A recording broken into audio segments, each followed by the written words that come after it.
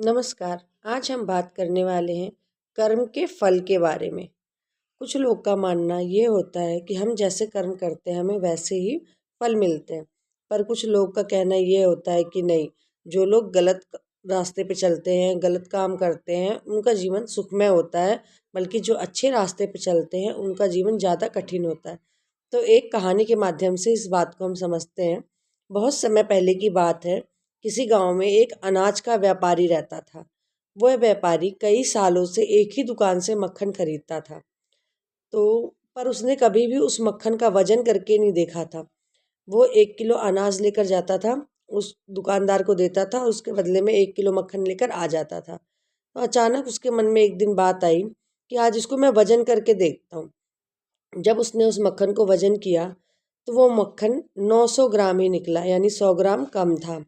तो उसको बहुत गुस्सा आया कि मैं इतने सालों से इससे मक्खन ले रहा हूँ, मैंने तो कभी वजन किया ही नहीं, आज किया तो ये कम निकला, इसका मतलब हमेशा ऐसा ही होता होगा। तो वो बिना सोचे समझे गया और उसने उसकी शिकायत कर दी। अगले दिन सभा बुलाई गई। तो उस मक्खन वाले आदमी से पूछा गया कि ये आदमी आपसे इतने सालों से मक्खन खरीद रहा है और आपने इसके साथ धोखा किया। 1 किलो में वो मक्खन तो 900 ग्राम ही था, 100 ग्राम तो कम था, ऐसा क्यों किया तुमने? तो उस आदमी ने बड़ी ही विनम्रता के साथ जवाब दिया, सारी बात तो ये है कि मेरे पास तो 1 किलो का बाट ही नहीं है।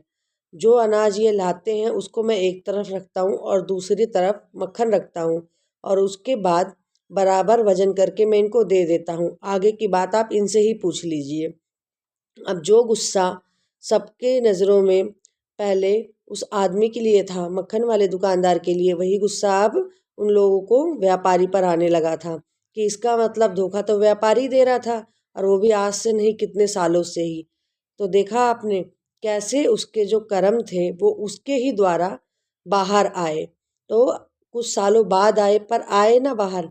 तो ऐसा ही हम जिंदगी में भी देखते हैं कि हम जो कर्म करते हैं हमें उसका फल ज़रूर मिलता है, चाहे वो कुछ टाइम बाद मिले, चाहे वो तुरंत मिले। आई होप आपको ये वीडियो पसंद आई होगी। अगर वीडियो पसंद आई है तो वीडियो को लाइक करें एंड चैनल को सब्सक्राइब करें। Thanks for watching.